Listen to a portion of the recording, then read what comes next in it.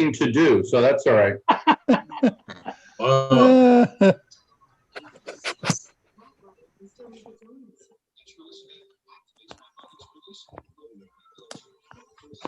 And you look like you're ready for business. Yep, I turned around, got my paper and a pen, but I don't have to lead. I just got off 10 minutes ago. I concluded for my church work, I had to lead a Zoom tonight for all the new members. That was very productive, but now I just can listen. Nice to be here. Hi, Mike. Hi, Martin. Hi, Rudy. Good evening. Good evening. Fatigue, belly pain, decreased appetite, nausea, diarrhea, and vomit, which can lead to dehydration and may worsen kidney problems. Ask your doctor about Trulicity. 10 years ago, we got a little deeper because we were confident we could deliver the American dream of home ownership to individuals and families across the nation. Good evening, Commodore. Good evening. Oh, hey, Mike. How you doing? I'm doing well. Good. Good evening, Hi, Mike. everybody. Hi, Rick. Good evening. And Rudy, how's the fishing? You know, I can always count on you to inquire. Went out to a place just outside of Izores. Got a fine 5-pound sheep's head, a couple of large bass. That was all on lures. Didn't have to use any bait. Wow. Good afternoon. And that sheep's head's a good eating fish. You know, and I filleted that puppy. There's a lot of meat on that. So, yeah, I have yet to prepare it, but it's on standby. It probably would be a good idea to do it today, but I got this Zoom meeting I got to attend to.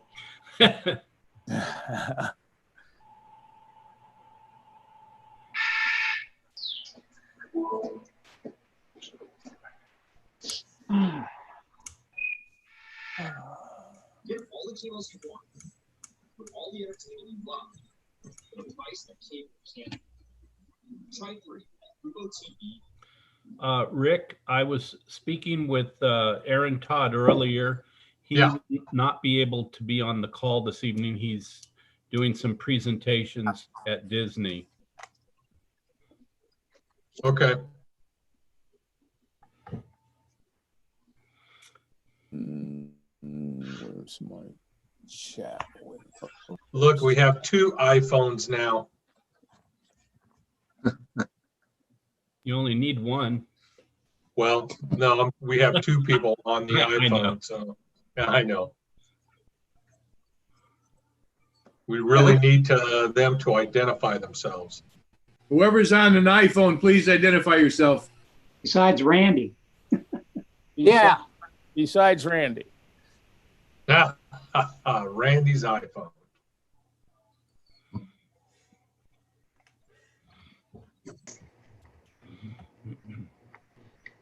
I guess they really don't want to be known. Wow.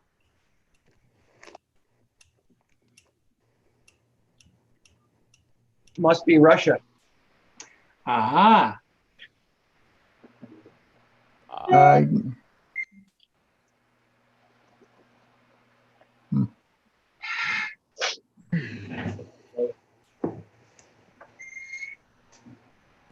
Hello, Martin.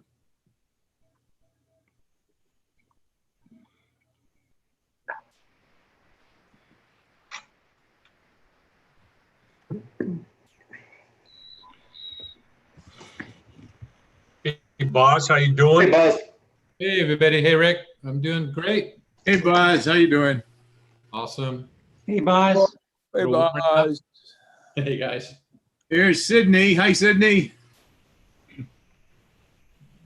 You're muted still.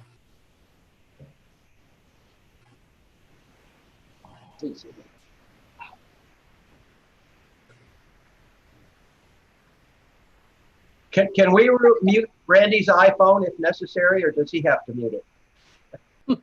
Wow. Mute you, Martin. He needs to mute it, but I can't mute it. I'm sorry I'm not in uniform. I had a wedding at my house yesterday and a guest full of family right now eating the leftover barbecue and cake. So I didn't have time to put my uniform on. All right, you're excused. Thank you.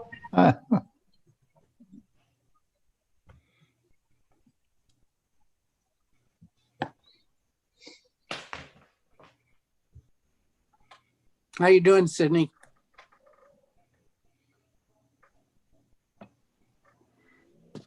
Unmute, Sydney.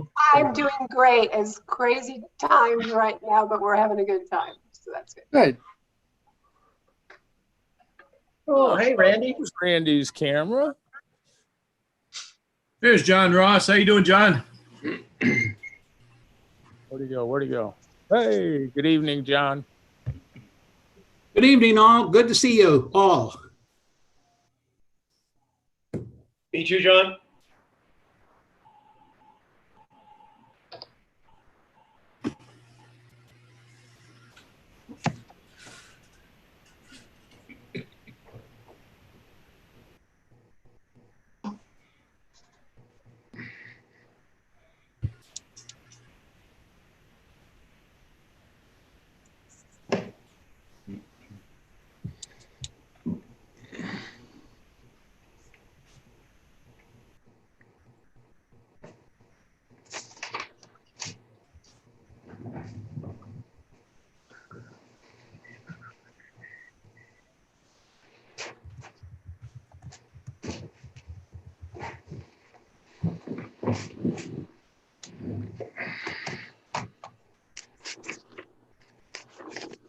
Good evening, Rod. Hello, Rod. Hey guys. Hey, Rod, how you doing? Ladies and guys, how are you? Good. Takes me about 3 minutes to figure out where I'm at, I guess, but I can hear everybody. So You're in Rancho Bernardo. yeah, it's in Rancho Bernardo. Yeah. Hey, my mic's working better, right? I went and got an extra. Like, everybody can hear me okay? What'd you say? Yeah. Absolutely. Yeah, I'm good. I got Anybody hear him? I got tired of hearing Charlie say, "Rod, we can't hear what the hell you're saying. Get a new mic." So I did it. I got one. It works. I don't think you need a mic. All you gotta do is roll down your window and we can hear you. Exactly. Charlie, you sound like my wife right now. That's all I'm going to say.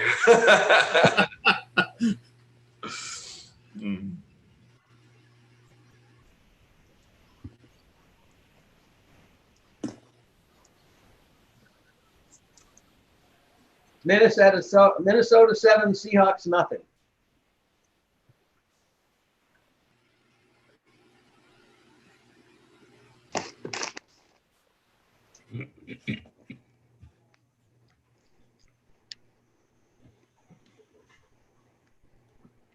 Is there a meeting password?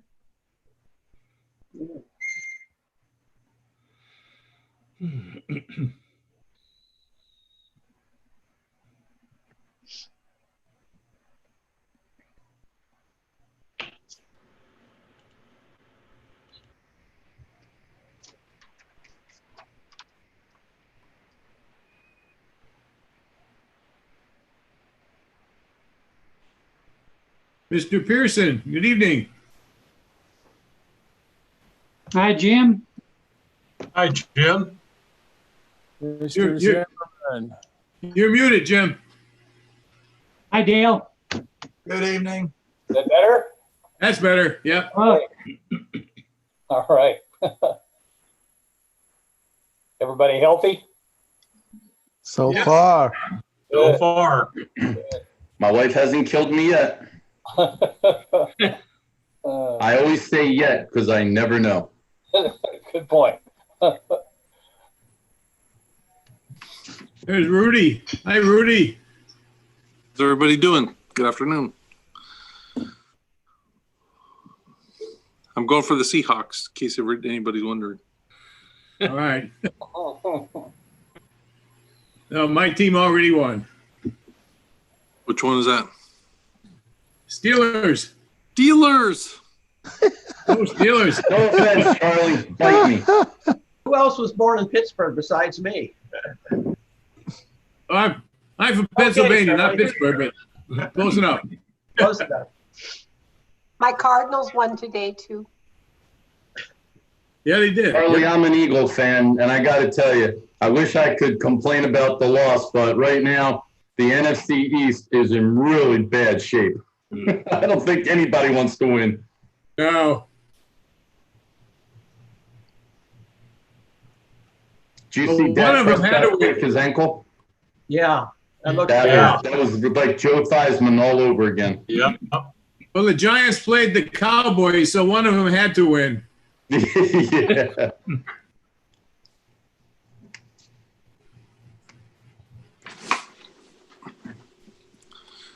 Ooh, had to turn on the fan.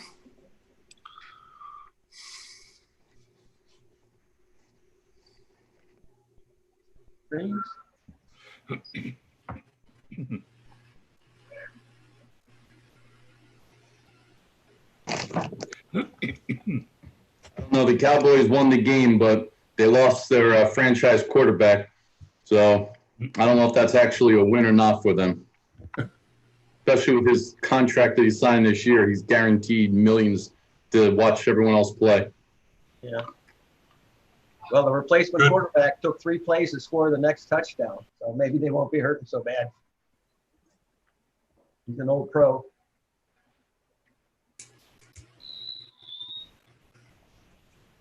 Just to remind everybody on Zoom, if you hold the space bar, it will unmute your microphone. And then as soon as you release it, it'll mute it again. That'll save you having to chase your mouse around and look for the little mute thing. Oh. Once we get started, everybody will mute except Rick. But if you want to say something, if you just hold the space bar down, it unmutes you. And then as soon as you release it, you're back muted again. And that'll keep a lot of the chatter off. Yeah. Background noise. Evening, Alan. Learn something new every day. I just figured that out about 2 weeks ago. By mistake. It's like, oh, well, that's kind of cool. I don't have to set it. That's a default setting.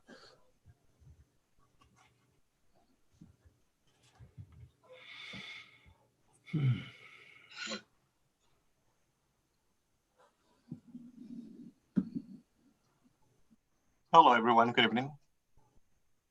Evening, Hi, Eddie. Hello. Here's Eddie. Eddie's on page 2, I think. Hello, everyone. Good evening. Marlene, how are you?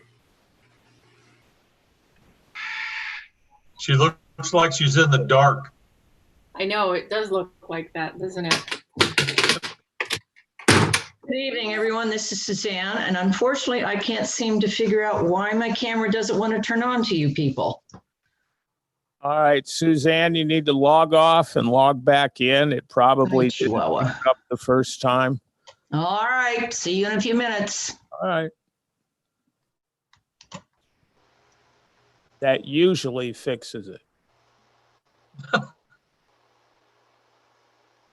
Said with total confidence, right? No.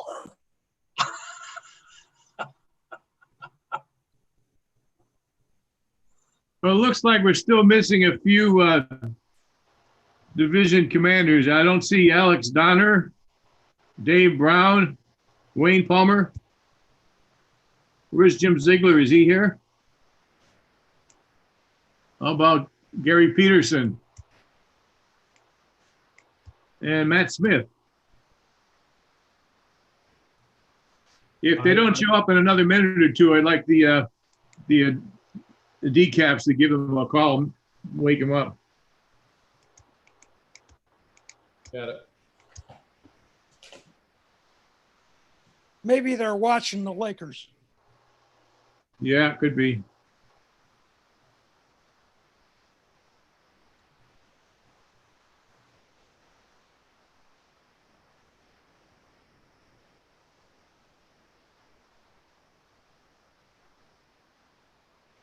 Mr. Pearson, can you give Alex a shout out and see if he's coming on tonight?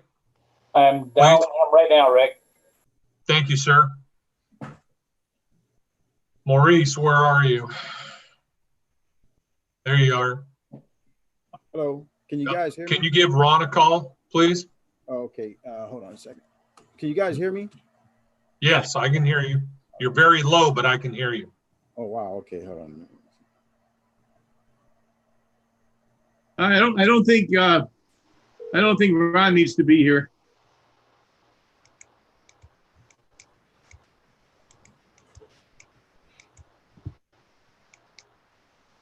Right, Rick? The 2021 commanders is supposed to be here. You know what? You're right. My apologies. My apologies.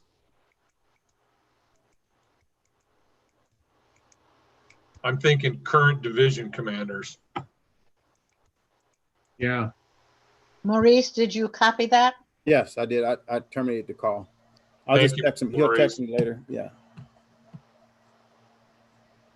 Matt's signing on now, he said, and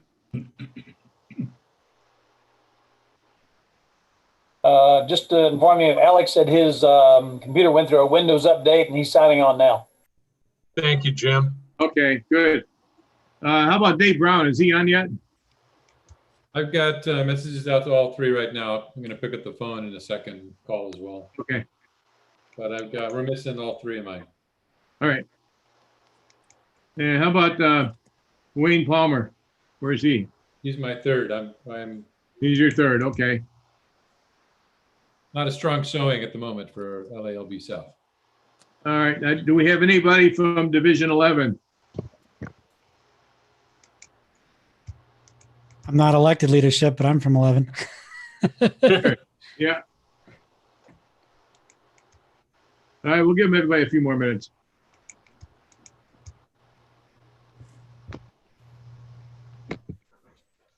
Yeah, I just texted Wayne Palmer. He said he didn't have the pathway to get signed on, so I sent him a copy of my email, so he should be signing on shortly. Okay. Thanks. He's getting back to me too. So Dave Brown is here. Hi, Dave. Dave, Matt, good evening. Suzanne White. Good evening. I made it. Yay. It's that usual one button problem there, Chris. You know me. Hi, Ann. How's it going? Hi, Alex. How you doing? Doing well. How are you, Rick? Doing okay, buddy.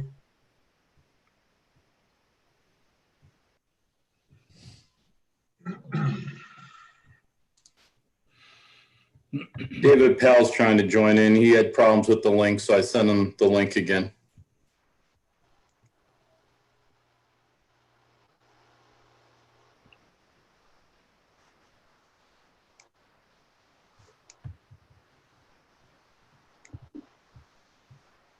Mr. Milano, can you call me really quick, please, on my cell phone?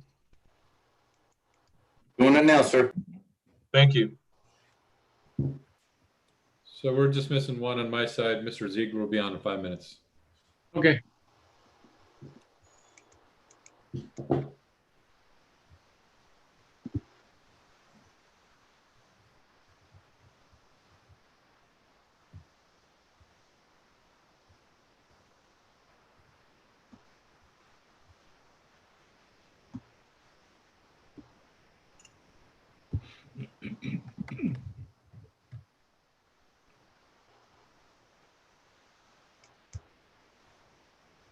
Is Gary Peterson on?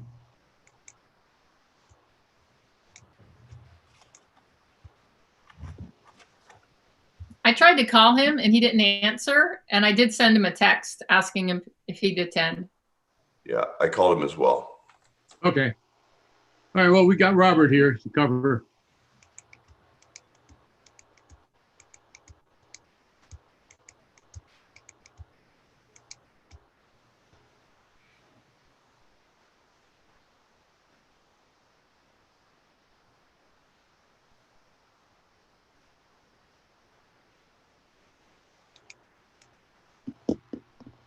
All right, it's 5 minutes after 6, so we need to get started. The only division that's not represented is 11, and we've got Justin Peck here. Justin, you can take some notes, perhaps. All right, so let's get going, guys. Good evening, everyone. Welcome to our second session of DILA 2020. This evening, we're going to be introducing our district staff officers, but I have a few brief comments before we get started. I was going to introduce our aide, administrative aide, Mary Jo Alex, but I don't see her on here either, and she was supposed to be here as well. So we will introduce Mary Jo at the next session next week. Just a couple of other notes here.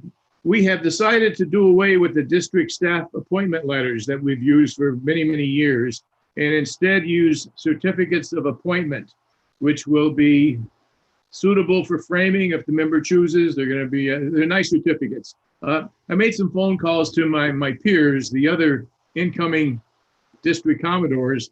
The first three that responded to my email all said they have gravitated to the certificates rather than the letters. Everybody seems to like that. So I copied one from, I think, Division or District 9. Looks really good. Rick Giebel has got a copy of that, and he will show you that a little later on this evening. I think you'll like that. We will also be sending out the job descriptions for all the DSOs and ADSOs. And the template that we use is available if anybody wants to use that for division staff officers or flotilla staff officers. We'll have our third session of the 2020 DILA next Sunday, the 18th. Our guest speakers for that one will be DSO Legal Commodore Mike Johnson and our DIROCS representative, Leslie Pelosi. And at that time, we will also be introducing a few more staff officers, DSO Finance, DSO Secretary of Records, DSO EM, Emergency Management, and DSO Legal. We have a new legal officer coming in for next year. So we will make those introductions next week. The fourth DILA that we tentatively have scheduled for the 25th, we're going to postpone that one until after the first of the year. So you can take October 25th off your calendars.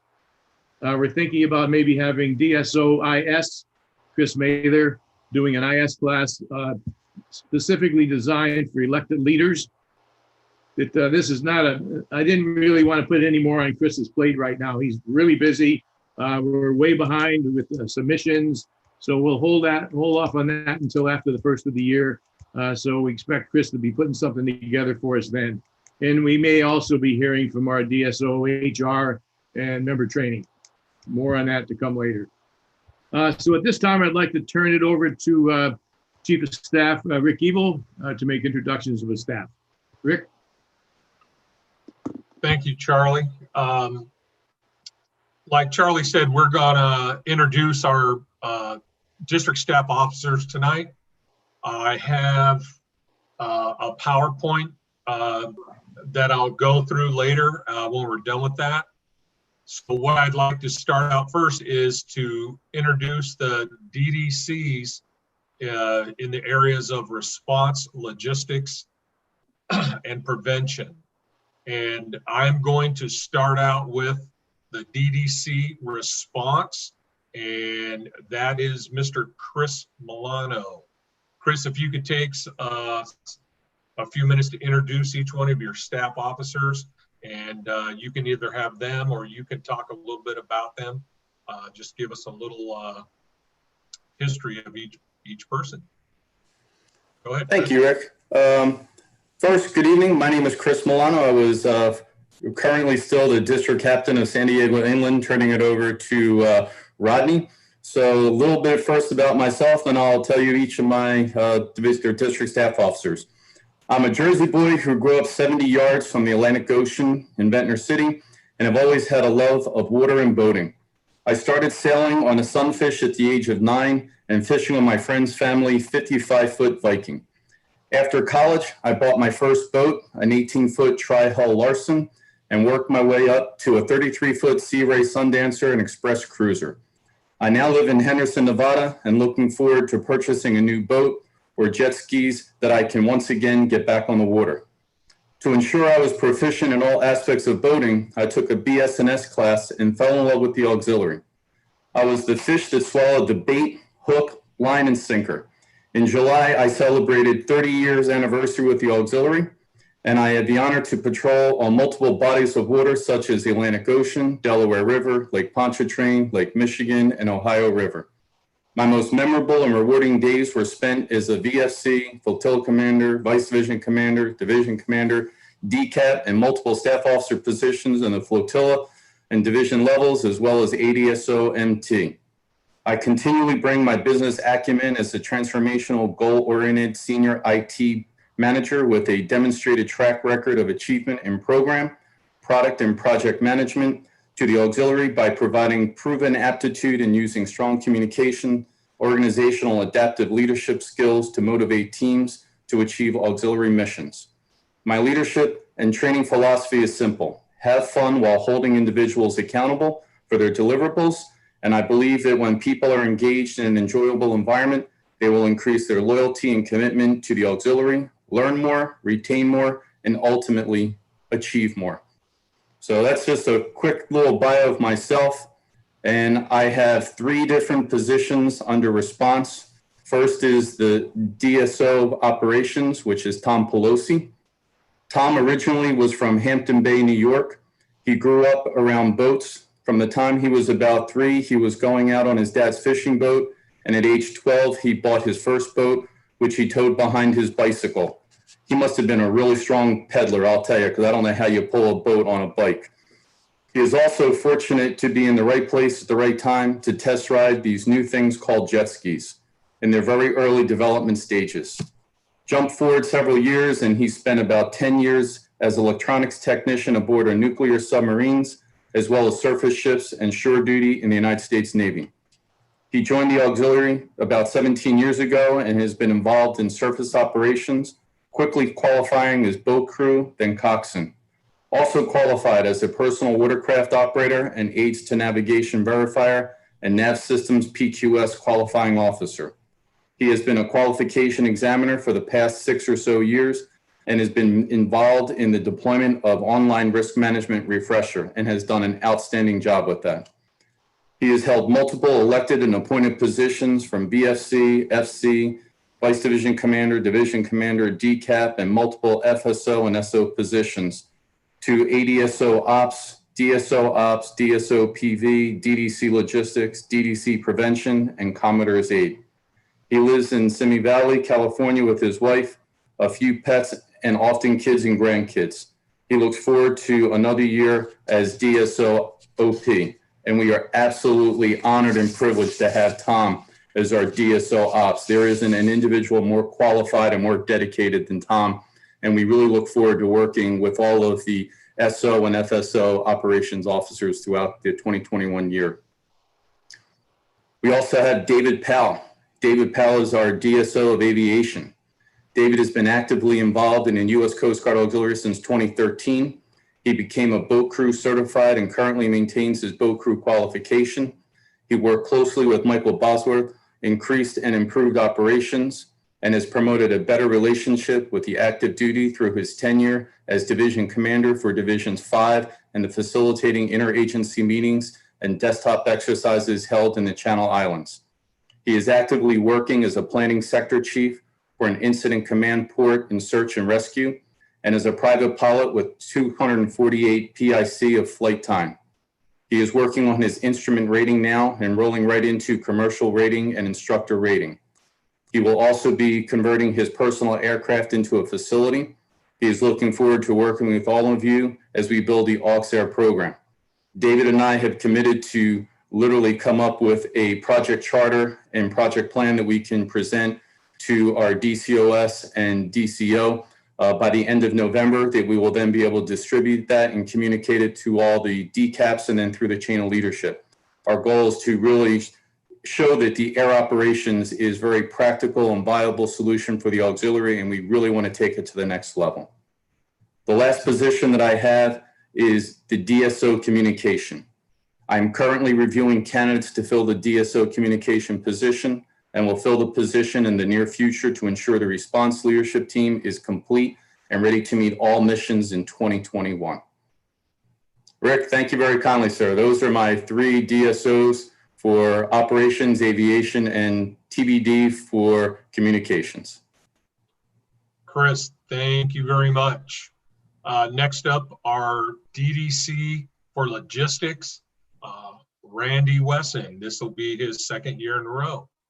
Randy? Randy, you're muted.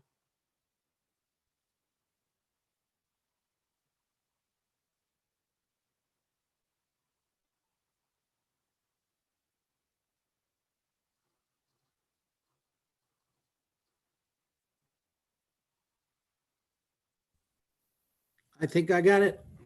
Yep, you're After good. punching the microphone 20 times. This is my probably third time serving as logistics DDC, and I enjoy it working with the DSOs. I've been in the Ox for 12 years and 11 days, 11 and a half days. I've been started as an FSO PA.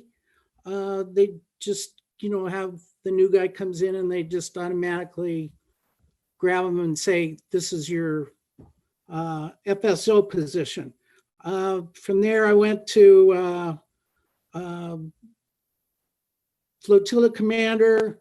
I've served as vice division commander, and various SO positions and FSO positions. I worked in national for, I was the division chief for vessel exams for a few years, and I'm doing this now. I've got a number of really great people working for me, for us. We've got the really exciting, the reason why people join the Coast Guard Auxiliary. We do diversity, member training, food service, communications services, HR, IS, materials, and publications. And I will introduce each one of them. I hope they're here tonight. First off, well, I know Chuck Hutchings isn't here tonight. He's the DSO for communication services. And Chris Mather isn't either. He's DSO IS. And Desiree DeLizer is DSO MA. I'll still talk about them though when I get to them.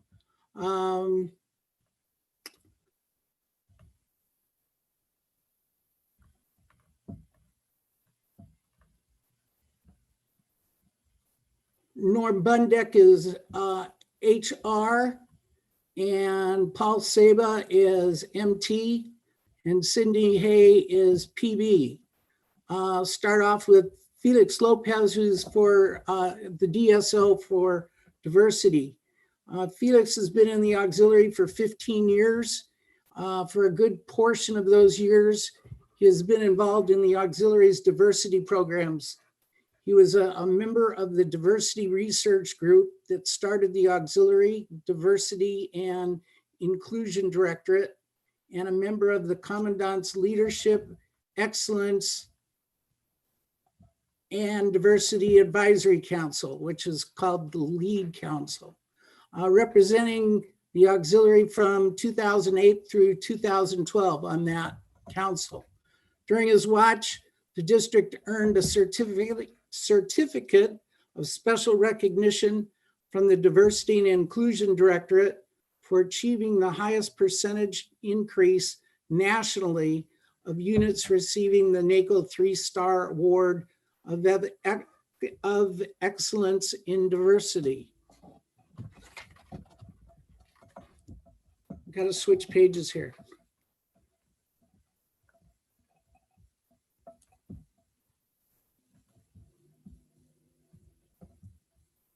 He has served as FSO DV, SODV, DSO-DV, and is an interpreter and TCO.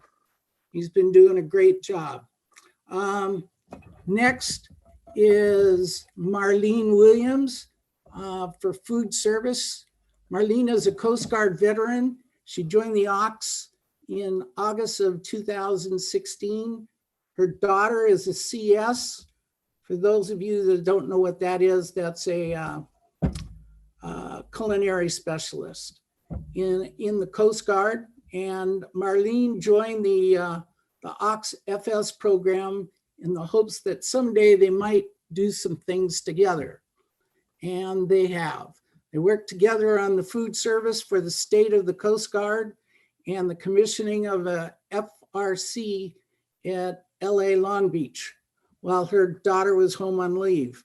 Marlene conducted food service on the icebreaker Healy for a 6-week trip to the Arctic. She is the VFC for her flotilla and is running for FC. The SOSR also for Division 1 and enjoys being the DSOFS. She is an Oxhop. And she is, she gets involved in everything and she always does a fantastic job. She's in, we're in the same flotilla together and you can't stop her. She sails most weekends on her boat with her husband, Eric, who is also an auxiliarist and a retired coastie. Next is Human Resources, Norm Bundick. You probably all know Norm, and it's all a facade. He isn't really like the way you know him, but I'm not going to talk about that. You can just go on thinking he's a good guy. Norm will be the DSO HR as well as a Commodore's aide this coming year. He joined in December 2005 and will celebrate his 15th year in the auxiliary in December. He is currently finishing his first year as District Directorate Chief for Prevention. He is in boat crew. He's a TCO, an instructor, and Coast Guard Station Watch Standard qualified. Prior to that, he spent 2 years in each of the following elected offices: DCAP LA Long Beach for North, DCDR for 7, VCDR for 7, FC for Flotilla 7-4, and VFC for the same flotilla. He is currently ADSO NSLK, responsible for tours and contact for the Port of Hueneme and Lighthouse in the port. He has also been an ADSO CM. He has held SO offices in PA and CM, FSO offices for HR, MA, PE, SR, and CS. So he doesn't have much experience, but you all can help him when you see him. He completed leadership C schools, ALOC for district captains, AMLOC for division commanders, and OXLAMs A and B for flotilla commanders. Next is DSO IS, Chris Mather. Unfortunately, Chris couldn't attend tonight, but he did say that he has some info that he would like to have disseminated. He said that there is an upcoming District 11S level Ox 10V class for early November. So get in touch with him about that. His bio includes 4+ years in IS as FSO and SO and now DSO. He has served as a DIROC's assistant. He attended the only in-person Train the Trainer Ox Data 2 class in Virginia this past March. He conducted district-wide training and support for 82 since the transition in April. He will be hosting a district in-house Ox 10V course for IS and interested members this November. How did he get that ad slipped in there twice? A general comment on AD2, the vendor is running upgrades called sprints every 3 weeks. The platform is improving and evolving well. He's been in the Ox for 10 years. He's a coxswain a VE, IT, and a TCO.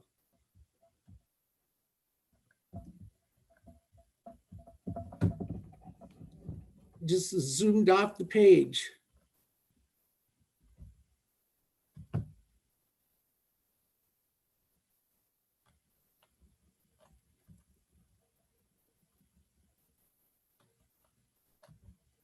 I don't know where everything else just went. Oh, I know where I can find it.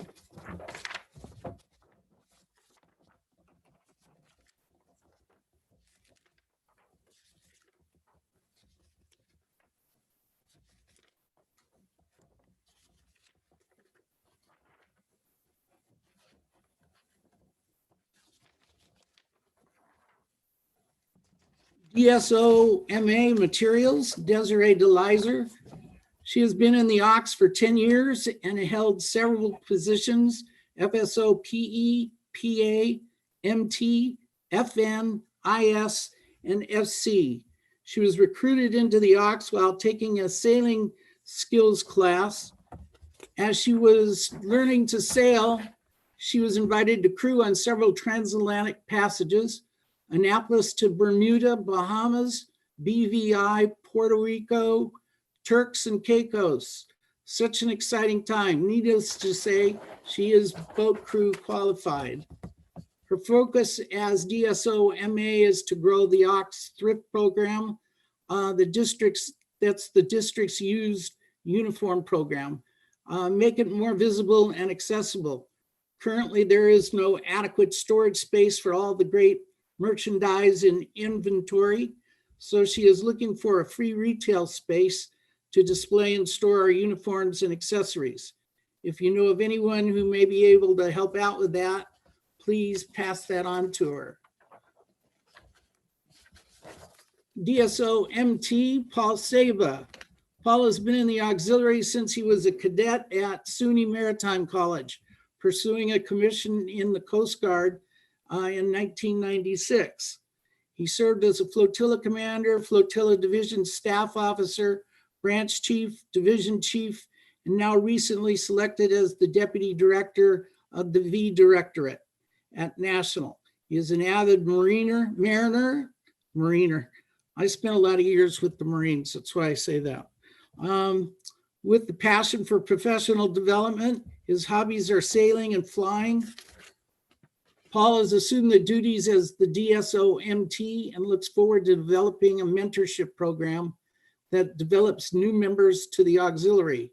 He wants to establish training programs that encourage the development in the various professional areas of public education, vessel exams, marine dealer visits, boat crew, and communications. Additionally, he wants to work with local folks to develop leadership development skills that improve the overall elected leaders of our district. He holds OXOP qualification along with his wings, RBS, and several other awards. He looks forward to an exciting 2021 and will be looking forward to recruiting a team of ADSOs that will improve our program moving forward. Next is DSO PB Publications. That's Sydney Hay, and she's over on the right-hand side, at least on my computer. In her real life, Sydney owns a public affairs consulting firm and represents clients in education, law enforcement, and mining. In addition, she is the president, CEO of a mining industry association. In the auxiliary, she is the outgoing flotilla commander of the Metro Phoenix Flotilla and served as its vice commander. She is a TCO and has been an instructor and VE. Currently, she is branch chief for editorial services in the B Directorate, where she is engaged in the production of the auxiliary magazine, RBS Job 1. One of the more interesting things about her is that she has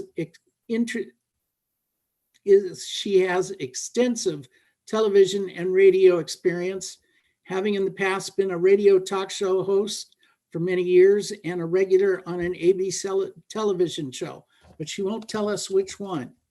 And that's it for logistics. Thank you all. Thank you, Randy. Okay.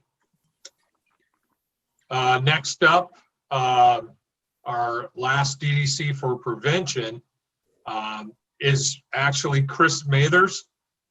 Chris could not be with us tonight, so Chris asked our current DDC prevention, Norm Bundick, to fill in for him and introduce the DSOs for 2021 under prevention, and say a few words about each one of them. Norm. Thank you, Rick.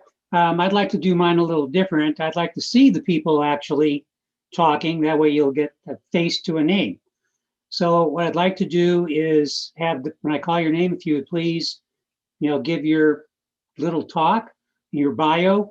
But for those of you that turned in a 3-page single-spaced one, let's hold it down to 2 minutes, okay? Okay, let's see, Rudy Lopez, SOPA. Well, thank you. Good evening, everyone. I'm out of currently the Flotilla Commander, 6'2", and I'm up for re-election for 2021. I'm a retired police officer, spent 32 years with West Covina Police Department. The last 15 years, I was in charge of their media relations unit, so I was their public affairs guy, which led me to the interest of being part of the public affairs part of the auxiliary. I enrolled in 2018. Because of my experience, I was granted a waiver so I could be part of the publications division. So I became FSO PB. Shortly thereafter, I was handed the PA, the FSO PA position as well, and then took on the FSO communications. I felt that they were all linked and all tied, and it was probably beneficial that I had a hand in each one of those, which turned out to be right. Became the SO PB for the division in 2019, as well as the PA there. And of course, now I've been privileged to be able to take on the district role as well. So I think it's pretty pleasing. Currently hold a TCO position as well as an ATON. I attended the Oxlams, and I bring this up because I see Ann over there, who I remember dearly in the class in Hawaii. I loved it. Glad to see you, young lady. And so that's kind of it in a nutshell. I'm a go-getter. I'm waiting to see what we can do to start working with this PA program. And I want to get off and running. So I thank you for a moment to just hear a little bit about me bragging about what I've done. Thank you. Okay, thank you, Rudy. We have Debbie Johnson, DSO MS. Debbie. Can everybody hear me? Can everybody hear me? You're a little weak. Can you talk louder? Let me see if I can raise the volume a bit. Is that any better? Little bit, go higher. Okay, let's see. Any better? That's better. Okay. I joined the auxiliary in 1996 because my husband nagged me for a year and said, oh, gee, you'd make a great instructor. So I became qualified as an instructor. I have since qualified as a boat crew, vessel examiner, so on and so forth. I concentrate primarily on marine safety and environmental protection, which I sort of found and fell into along about 2003 because it was interesting to me based on environmental science, but nobody else seemed to know much of anything about it. So I made some contacts in the national staff level so that I could get some training and some background to pursue an area that I have been passionately interested in. So I've been in the auxiliary now 24 years. I'm AUXOP qualified. I have worked at all staff levels in marine safety and environmental protection. I've earned both the auxiliary marine safety and admin management qualification and the marine environmental education specialist qualification. So I actively serve as a verifying officer and mentor our members and members all across the country for both of those qualifications. I've been a member of the national staff and am currently the division chief for communication and education in the Prevention Directorate, and I will continue in that office for 2021. I have great visions for what we can do in D11 South in marine safety and environmental protection. I came on board to provide equal opportunity for all members, whether they happen to live on the coast or inland. And I've been working with both of our ACS individuals and my ADSO staff to discover what it is that each sector needs in the way of our assistance and what training is available for our members. One of my goals and the goal of my team, which is all continuing for 2021, is to increase our membership in marine safety and environmental protection missions and qualifications. And I look forward to working with all of the division commanders and the rest of the district staff in 2021 to improve and grow the program. I will be sending all of the division commanders a summary of what the prevention department does on a national level so that you can better understand what missions we have and how we are involved and what opportunities it provides to our members. Thank you very much, Norm, and I have enjoyed working with you this year. Take care. Okay. Thank you, Debbie. Okay, if we could have DSO NS, Ken Clements.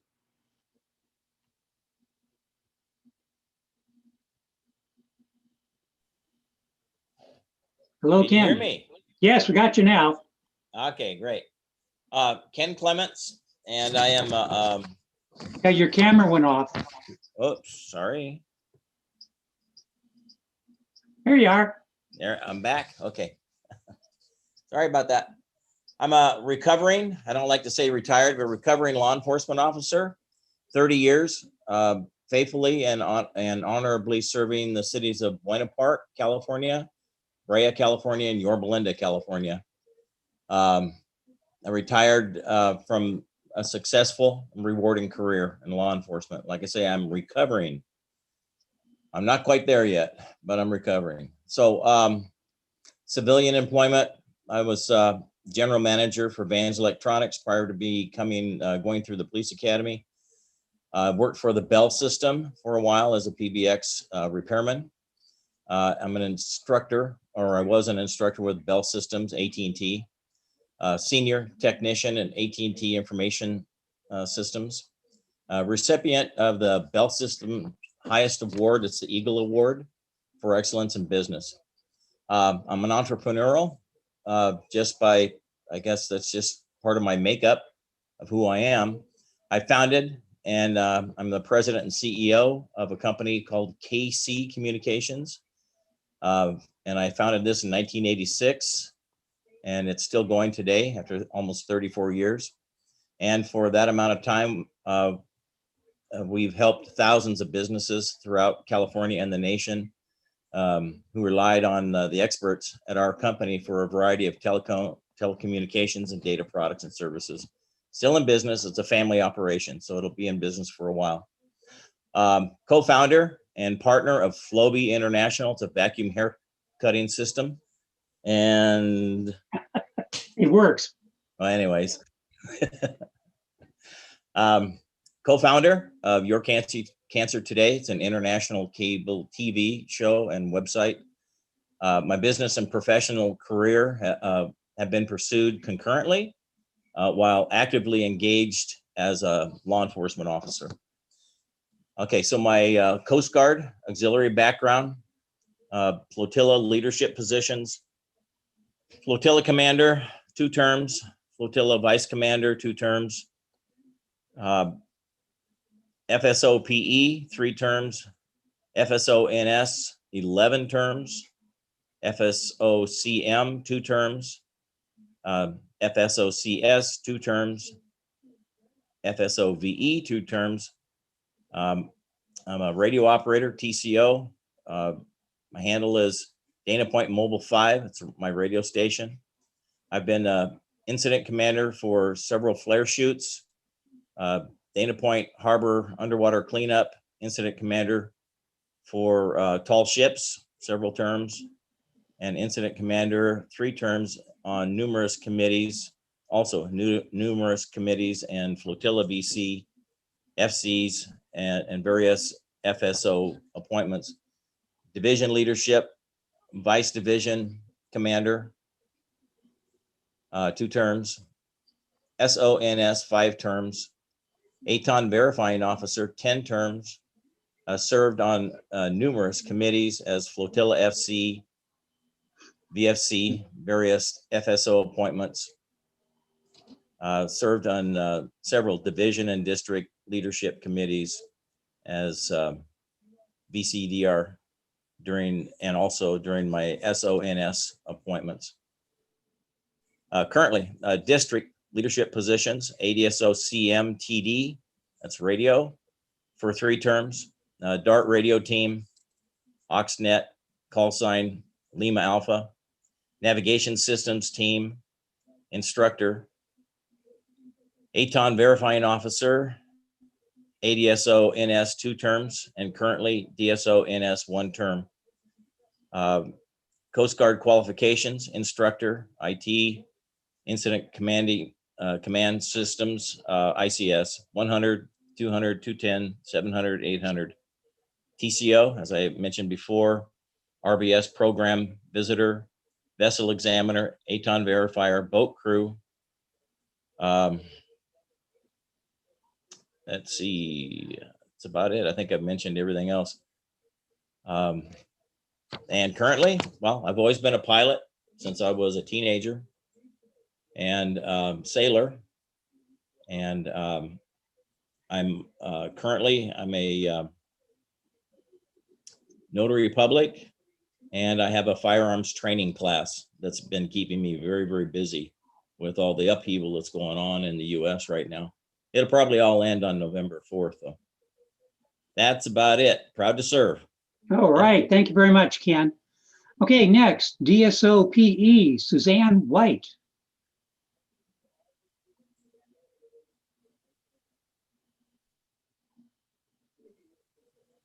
Suzanne, if you're on, if you would unmute.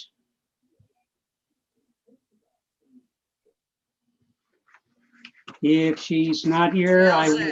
Can you hear me now? Can hear you now, yes. All right. Hence, there you are. Anyway, thank you. I think Norm's a little taken back on how short and sweet mine is. It's pretty short, so I don't think I'll even last a minute. I'm Suzanne White. I am a native of Arizona, so I'm a honest to goodness desert rat. Did not get or own a boat until 1984. And was told to take a BS&S class by a colleague that taught school with me, who has since retired. And he was also an auxiliarist. And he said, you'll get a really good discount on your insurance, which most teachers, as we know, cannot afford that in a boat. So from there, I took the class and passed it. And at that point, he started talking to me about the Coast Guard Auxiliary. So he said, you like uniforms, you have I've had prior service as a reservist in the Air Force Reserve working on psychiatric wards. And they said that would be a really good job for me since I was a 7th grade teacher. I attended NAU and have degrees in PE and social studies. And I taught school for 18 years, and I am not only retired, but I too am a recovering public school teacher. Joined the auxiliary in 1995 and have been part of Flotilla 10-7 all of those years, actually. Let's see what else. I've been in various leadership roles, including Division Commander, Division 10, served a whole lot of different staff and ADSO positions. My present status at this time is I have Coxswain and an AX2. And as far as what I'd like to do in 2021 is pretty much the same thing I was trying to accomplish in 2020. It was quite a learning experience for me because I've never tried to conduct Zoom meetings or Zoom lessons. So I've taken a lot of those thanks to the national level of PE.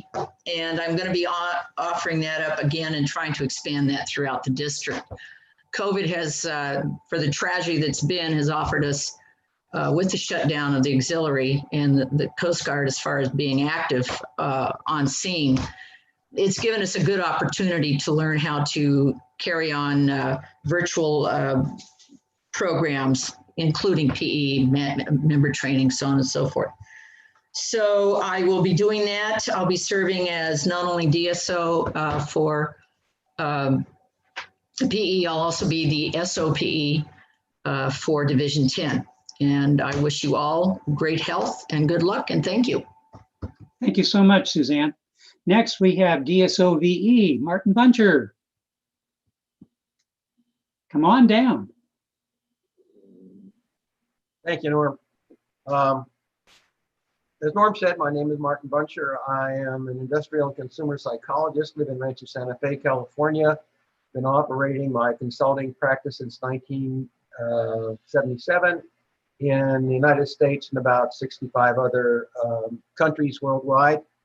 About 20 years ago, because of a great high school football energy I was not able to serve in the military, and I decided to find a way to give back, and I started to volunteer with various organizations.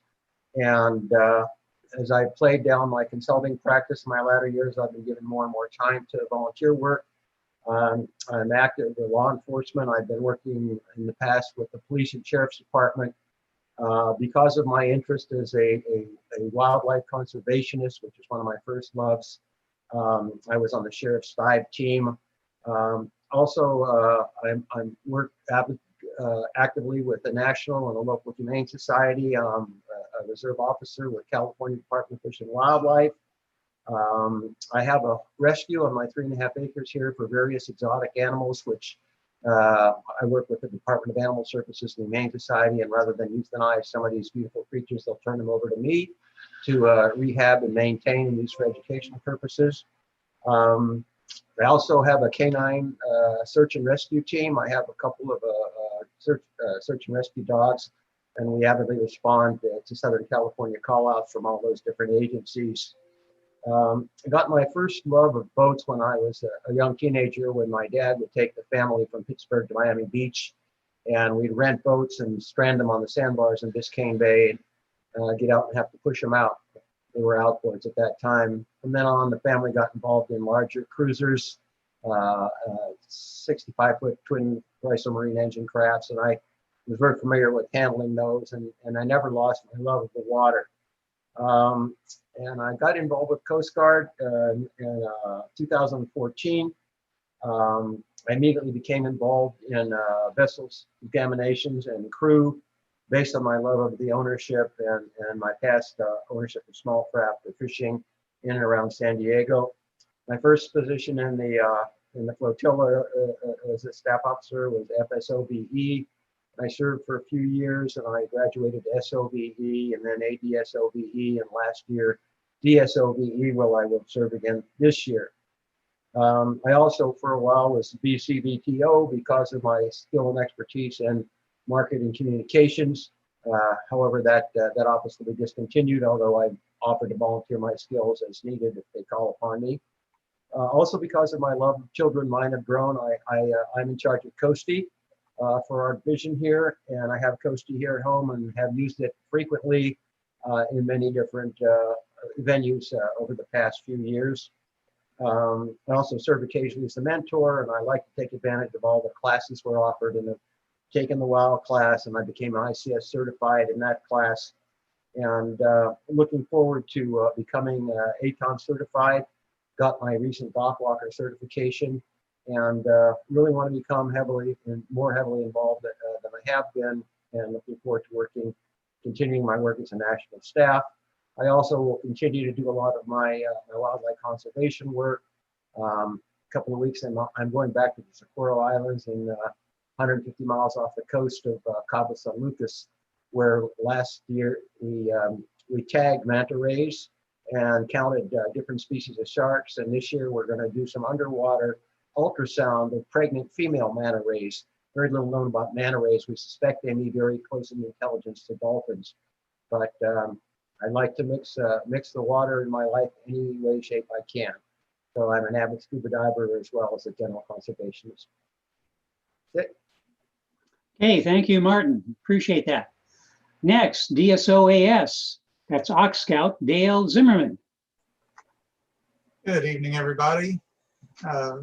Been involved or had a boat of some kind since I built my first one in 9th grade shop class almost 50 years ago. So I'm currently on my 5th boat.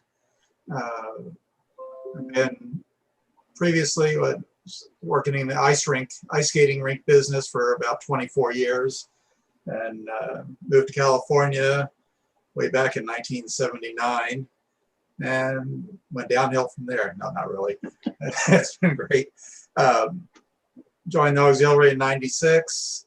I've got I'm a coxswain, QE, Aux SC&E, train the trainer, which did that, one of the early classes of that. Of course, nobody's been taking that one since, I don't think. But anyway, I've held almost all elected office positions except DCOS and DCO, someday maybe.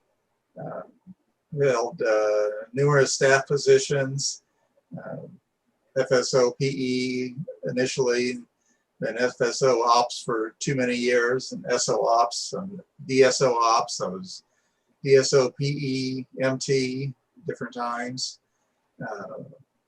What else? Too much else. That's enough. All right, thank you, Dale. Thank you, Dale. Next, last but not least, DSO Ox Low X. I don't know. How do you say that, Randy? Randy Wesson. Randy, you're muted.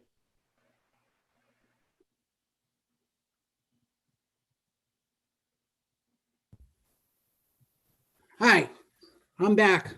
Thank you. It's Ox LWO, which stands for Life Jacket Wear Observation Team. What we do, we've been doing it for, this is the 6th year. We started doing it 6 years ago. Before that, a company was doing it, doing all of these observations. And what we do is we go out to the same site every year, do observations of the boaters' habits of boating, you know, whether they're wearing a life jacket, what kind, that sort of thing. Take all this data down, and it gets sent to a company that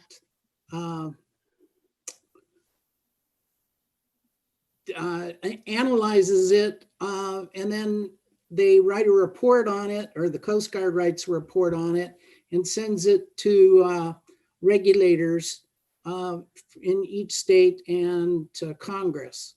And that's what we've been doing. We're going to continue to do that, but we're starting a new program where we're going to go to new sites and collect a bit less data that isn't needed for what we want to do.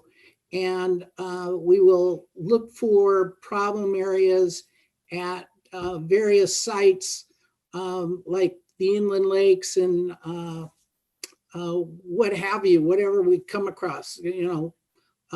And if people are doing things not related to wearing life jackets, but they're, you know, doing other silly things or irresponsible things, then if it's something that we can eliminate by coming up with a solution or some form of prevention, then we'll forward that on and work with the agencies that govern those areas. So that's the new operation that we're going to be taking on.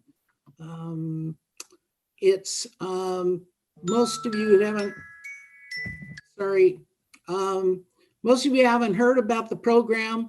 Up until this past year, we weren't taking volunteers because we couldn't use them.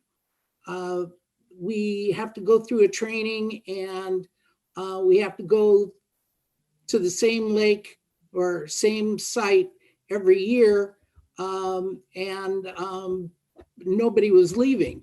We've had very little turnover in people working in the program.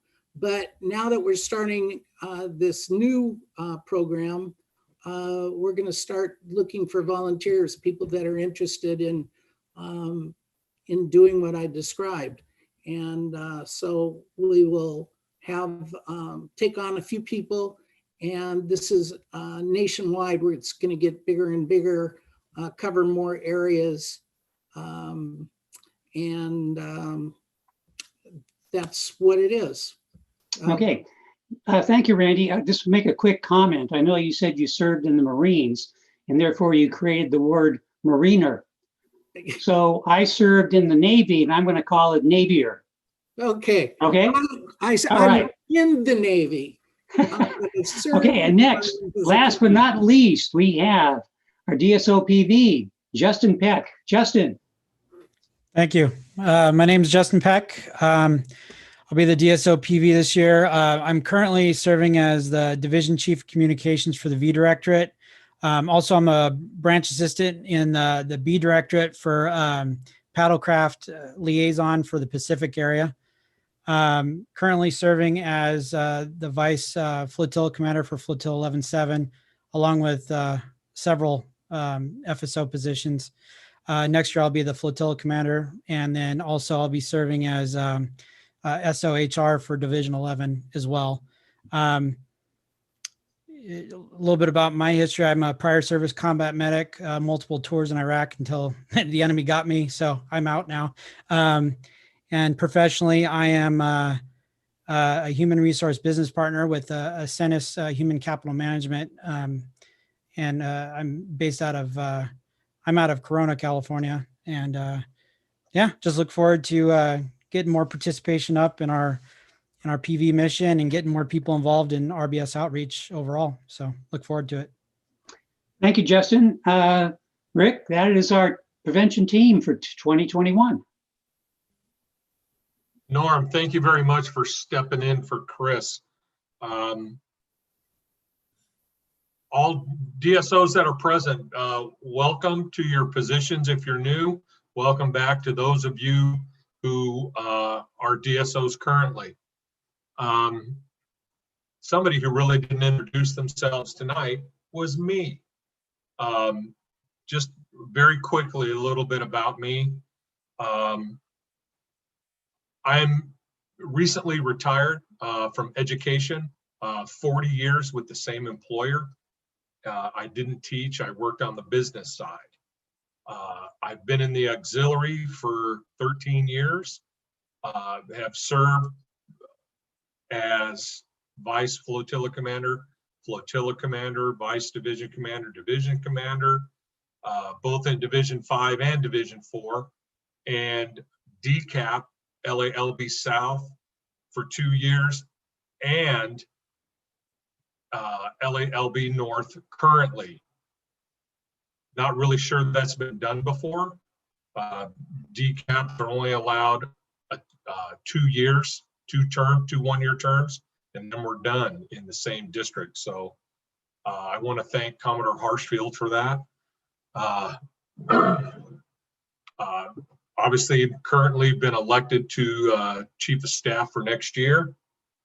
And I am looking forward to working with all of you. And that all being said, I think we're going to take about a 5-minute break and be back at 19:05 and for a short presentation on DSOs and leadership. 5 minutes, folks.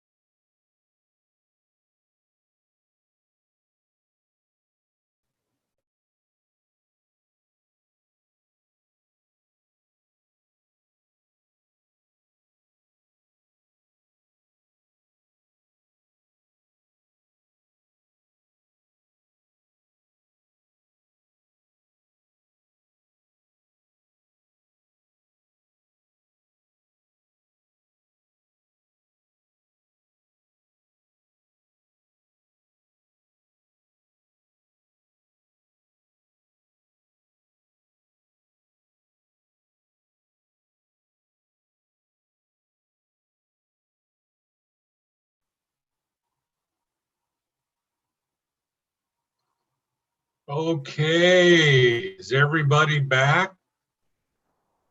Well, let's see if we're back.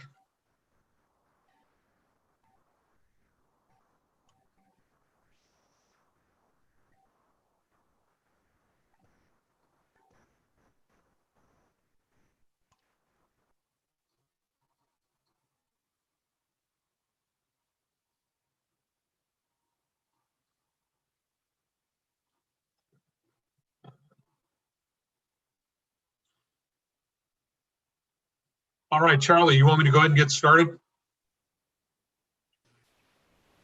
Yes, please continue. Okay.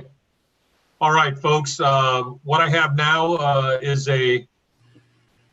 hopefully about a 30-minute PowerPoint presentation. Division commanders and vice division commanders, some of these slides may look familiar. Please bear with me. I think this is important information that our DSOs need to see. So here we go.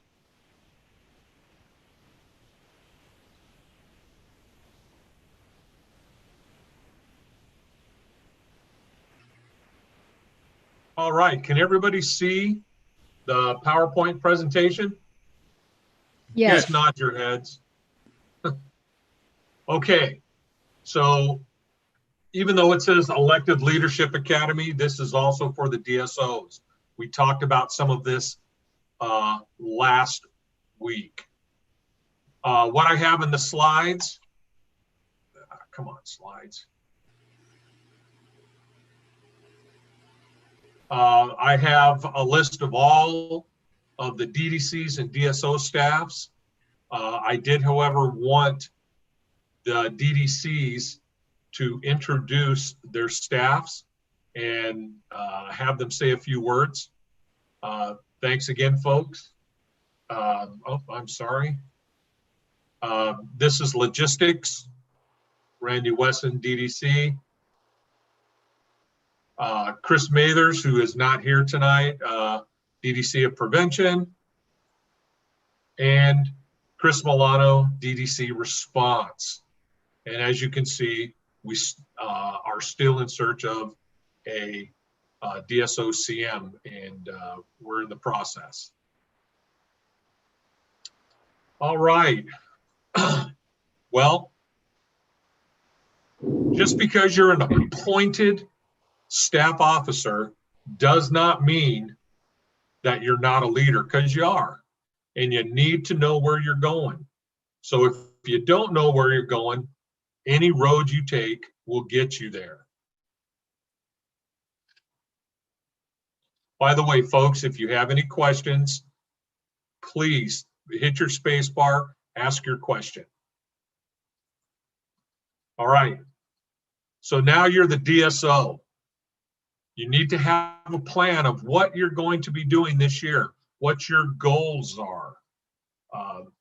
It will help you and your ADSOs get your message across, get things done for the district, and you're there to support the divisions. Okay, so have your plan. Know that your plan needs to be in conjunction with the district operations plan. So here are the guiding documents that we're going to use, or you should be using, for your plan. Auxiliary manual, that's where everything is at. If you don't know, look there first, please, before you start making phone calls. It's over 750 pages long. I'm sure you all know that. Don't ever keep a printed copy of it because it changes. Keep a PDF on your computer. It's quick, it's easy, and it has a word search. Most PDF programs have a word search, and you can go through and find what you need. Standing rules. These are mostly pertain to flotillas, divisions, district, how those areas are run. But there may be times where something you're looking for can be in there. The strategic plan. We have a new National Commodore, and he will be making adjustments to the strategic plan, and it'll be his strategic plan. Every 2 years it gets updated, like I said, by the National Commodore. The operational plan for District 11 South will be put together by our Commodore-elect, Charlie Geiger. He has to wait and see what the National Commodore strategic plan is going to be, and then he will update it, and that will be our operational plan for the next 2 years. And as you can see, he'll update it every 2 years, has to support the strategic plan, and we will have input from the SWOT analysis. So hopefully, after the district did its SWOT analysis where all the division commanders were at, last year in September, I believe. I hope each division has already done this, and it will help you in making your plans for the next year. Any questions so far? Yes, DCOS elect. Yes, ma'am.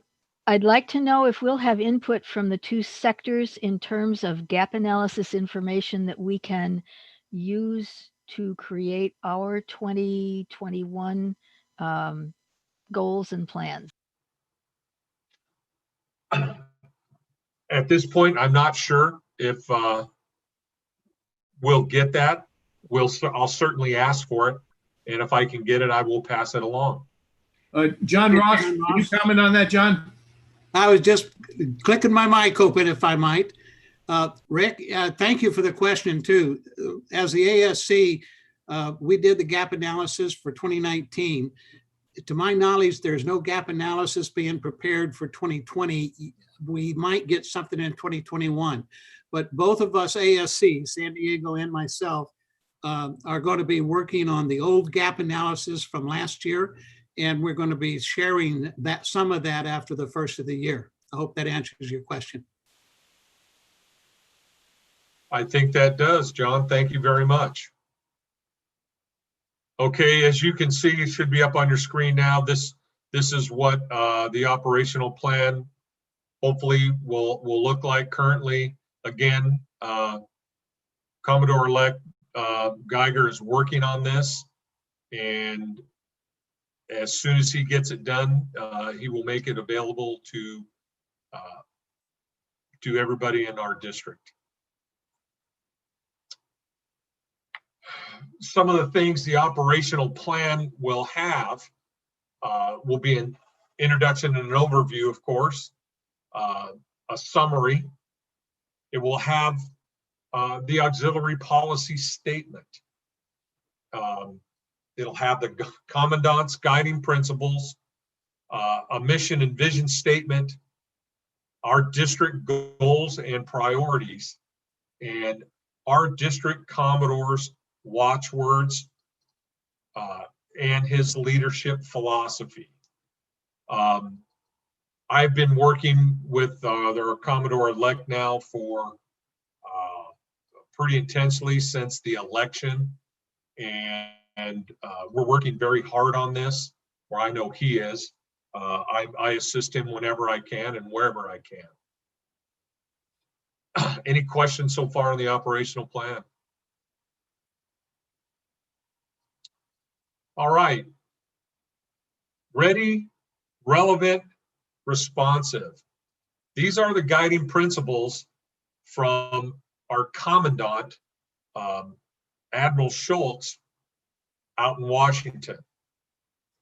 These have been around a while, so these are here for your information.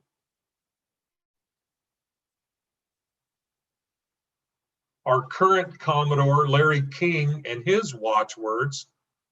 Larry King's term will end at the end of this month. His watchwords are relevance, professionalism, and flexibility.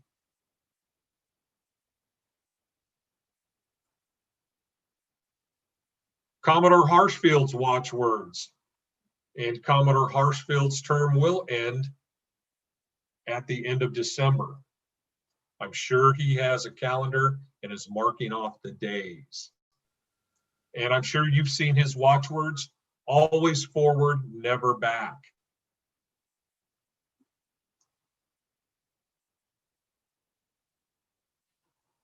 And then Commodore-elect Geiger's watchwords: communicate, commit, and change. I like these watchwords. I liked all of them, but I really like Commodore-elect Geiger's watchwords, because we all need to communicate up and down the chain of leadership. It will be your job as a DSO to communicate any pass downs that you receive from national, from my office to the DDCs, down to you, down to the divisions. I'm asking that all of you commit to the jobs that you've been appointed to and have agreed to be appointed to. In my mind, there's nothing worse than somebody who says, yes, I'll do it, and we never hear from them again. Okay? So please, please, please commit to what you say you're going to do. And then change. You'll know or notice that there will be some change in D11 South this next coming year. There have been some changes in the last couple of years. So know that it's coming. Change is difficult for most people. We understand that. When change comes along, talk to your folks, empower them with the change so they will accept it and move forward with it. Give them encouragement. And hopefully the change won't be so painful to them that they just won't do it. So communicate, commit, and change. All right, here's some of the definitions that we're using for communicate. You need to be an active listener. Listen to what the SOs and your ADSOs are saying and respond to their concerns. Don't solve their problems. Encourage them to solve their own problems, because if you keep solving all their problems, then they're not doing their job. They need to solve their problems at the division level. They're a lot closer to what's going on and any issues that are there at the division and the flotilla level. They're the ones who know best of what's going on and probably how to solve the problem. Provide your guidance and provide resources. Stay in touch with your ADSOs. I'm the DSO MT currently this year, and that was something I could have done a lot better. So stay in touch with them. Don't be afraid to have a Zoom meeting with them once a month, every other month, once a week, if that's what you think you need to do. Meetings, reports, leadership training, get in their inbox, meaning don't be afraid to send them emails, stay in touch with them, know what's going on. Keep me informed, or at least through your DDCs. If you need to come to me direct, you can, but please go to your DDCs. Tell me the good, tell me the bad. I don't want to be surprised. Don't want to be caught off guard. Don't want to be blindsided. So keep your DDC informed, they will keep me informed, and I will keep the Commodore informed. Commit. We all took the oath pledging our commitment and support to the Coast Guard Auxiliary, its purposes, and to faithfully abide by the policies established by the Commandant. I took that oath. I'm gonna take it again. Everybody on the elected side will take that, and you as appointed leaders also take that same oath. These additional pledges and oaths, we're being held to a higher standard, and know that our actions affect others in this district, in the divisions, in the flotillas. I expect this of myself and all other members in the district to live to these standards. I'm not going to ask no more than for you to do what you say and do, I'm sorry, do what you say you will do, okay? Do what you say you will do. Don't be afraid to expect the same thing from your ADSOs and your SOs. And this is what the foundation of integrity is. Any questions so far? Change. You all know the world is constantly changing. And there are changes that need to take place for the needs of our members, the voting public, and the Coast Guard.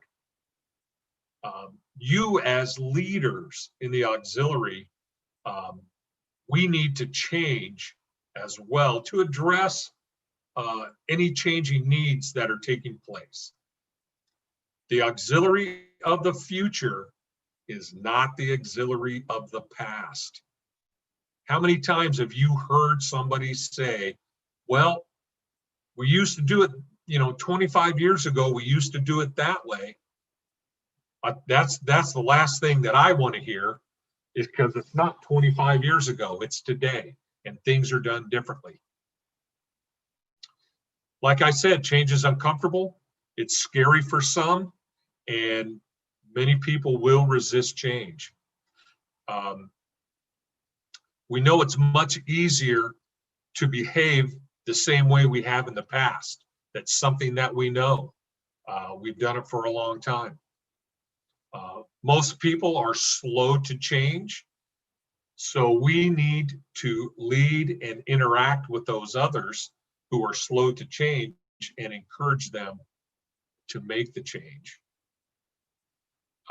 Managing change is going to be an integral part of any leadership workshop that you take during the year. I know I have taken several leadership programs in the auxiliary, and managing change is a big part of it. There is a workshop called Choices, Chances, and Changes that is under development and hopefully will be available sometime early next year. The first responsibility of a leader is to develop a person to replace them. A leader should identify 4 prospects. Identify 4 because on average, 1 will refuse, 1 will disappoint, 1 will move, and 1 will accept. As elected leaders, one of the things that we do or are asked to do is to develop a succession plan. Well, you know what? This goes for also appointed leaders, DSOs, SOs.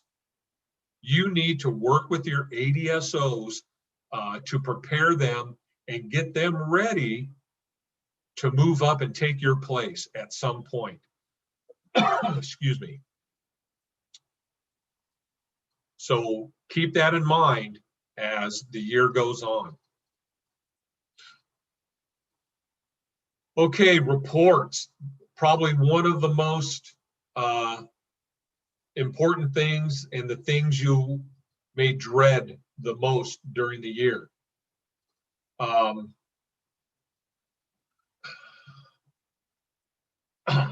The DNACO's reports to the NACO 15th day of the quarter. That's a quarterly report that has to be done. And you can see the dates there: January 15, April 15, July 15, and October 15. So they'll be getting a report here in the next few days. The Commodore's report to the DNACO, first week of the quarter. Okay, so 4 times a year he has to do that. Chief of Staff to the Commodore, first day of the quarter. So I will be doing 4 reports that I submit to the Commodore. DSOs to the DDCs, 25th of each month. DDCs, you and I will all talk and discuss when I need your reports. ADSOs to the DSOs. DSOs, you can make that determination and talk to your ADSOs. Keep in mind, all of this is subject to change. Any questions about reports? Yes, Rick, will we be using the same district form that's electronically submitted that we have used this year? Yes, that makes it easy for everyone. It's on the district's website, and I like it. It's pretty straightforward and is really easy to use. So if anybody has any questions about that report, I'm sure Commodore Harshfield can talk about that at a later date, or maybe one-on-one with somebody if they've never done it before. He was the one who put that together and put that up on the district website for us. It's a nice format, pretty easy to fill out. So yeah, same format. Okay, the D11S website, as you can see, has been completely updated. I will have a slide of that here in just a second. They're still wrapping up some of the final touches. It will be complete by the end of the year. The DSO CS for next year is Commodore Harshfield. So he and Chuck Hutchings have put a lot of work into this. I think it looks better than the WOW website that we had in the past. And you can get to this website by typing in d11s.net, d11s.org. You know, however you need to get in there.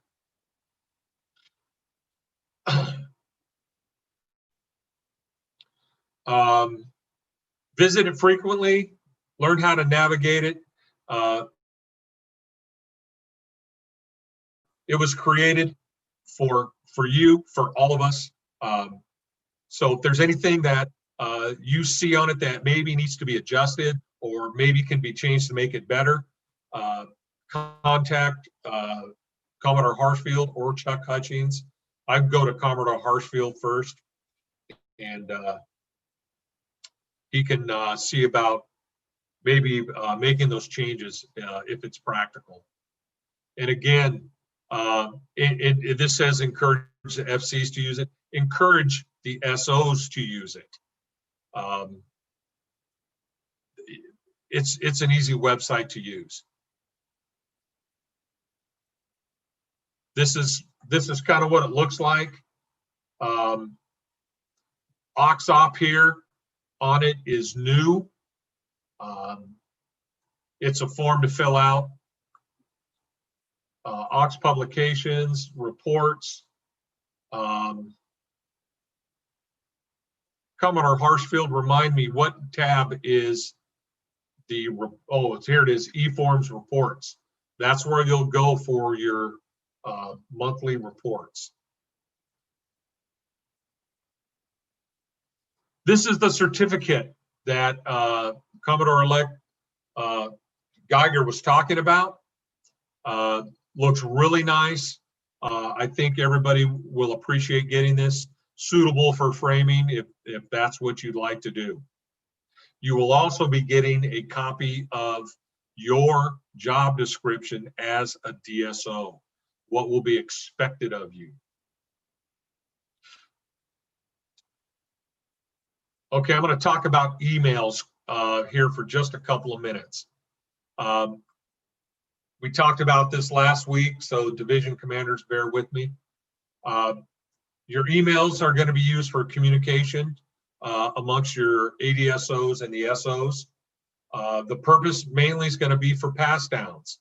Get the information that you get from me or your DDC and get it down to the division level so it'll make its way down to the flotillas. Format. First of all, you need to know who you're going to send it to. Okay. Next, who are you going to CC? And that doesn't mean you have to CC anybody. But if you're going to CC somebody, you make sure you get it in the right area. Because when you send that email to somebody, they're going to be, they'll expect to send you a reply most of the time. CC, don't send a reply. It's just for information. And then BCC, please don't do that. That makes it look like you're hiding something. We want as much transparency as we can possibly have. Next, subject line, be specific. Let your folks know what they're getting. Make sure that your message is about the subject that you put in the subject line. Make sure if you have any attachments, you put them there. There are some email platforms that if you talk about an attachment in the body of the email, before you send it or if you click send, it's going to ask you if you want to put an attachment. And then the last thing is signature. This is important. Here's a signature block. This happens to be mine. And this is what it currently looks like. Has my name, my position, U.S. Coast Guard Auxiliary, District 11 Southern Region. I have my phone number and my email address.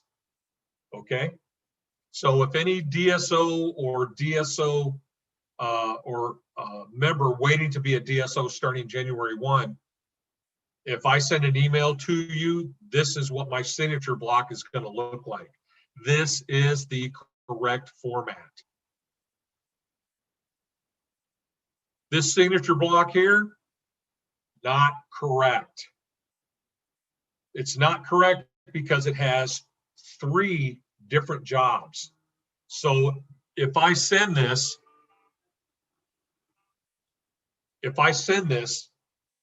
I mean, do they really know what job I'm doing to send the email?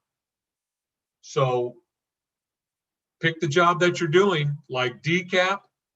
All the emails that I send to my division commanders up in LA North have my DCAP LALB North. And then the DSO MT and the FSOIS aren't seen.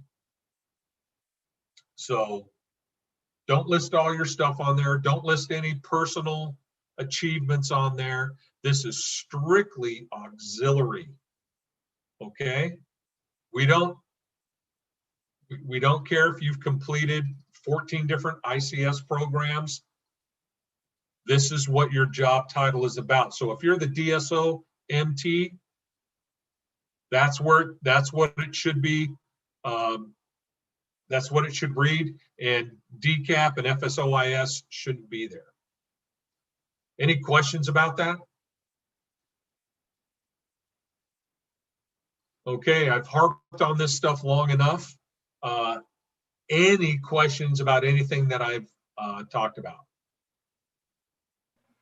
My signature, Rick, has a paragraph about the confidentiality of the material and if it was sent or received in error. That's fine. Guard it. That's fine. You can do that. I have that on mine. That's pretty much, I don't necessarily call it a part of the signature. That's pretty much a disclaimer saying that if you got this by mistake, delete it. So, any other questions, folks? Rick, could you back up to the slide showing where we would, because I had a lot of trouble with that, putting in our reports. Sure. If you just want to back that up real quick, then I'll figure it out. Wonderful. Okay. E-forms. E-forms. Yes, ma'am. E-forms. Thank you. No problem. Any other questions?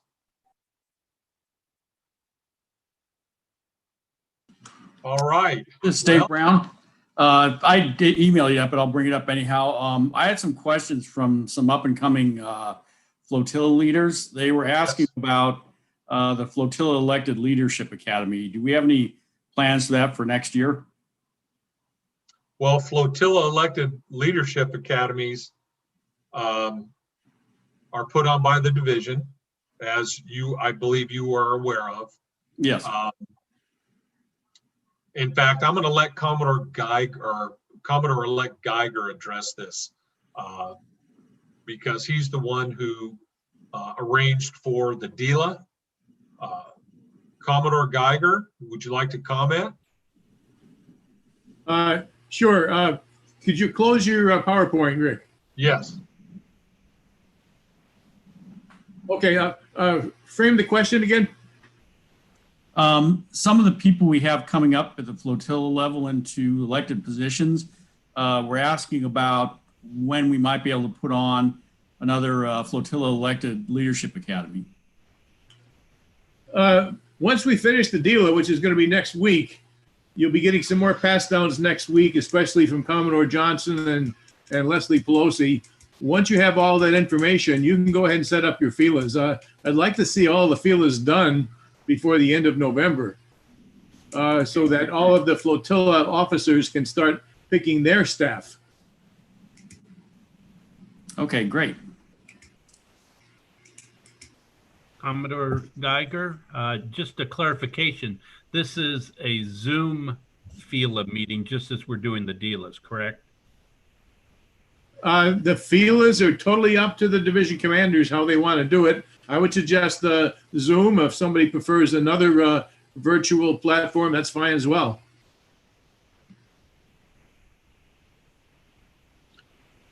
All right. Comment? Go ahead, Sydney. Hi. Each of the introductions were so interesting. And we have a feature that is new on the district newsletter. And so it's why I joined the auxiliary. Well, all of those things about your background and all, I was just enraptured by them.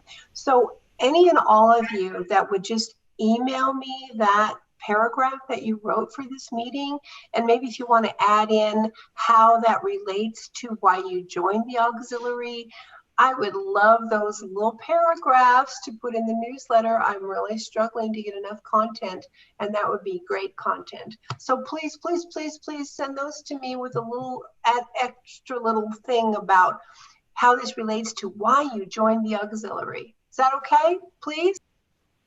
No, nobody seemed bashful, Sydney, so I think you can expect to get some.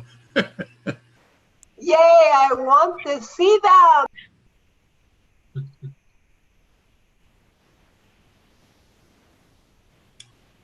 Okay, if we have nothing further, I've got nothing further. I'll let you folks get back to your football game. Wait 1 minute, please.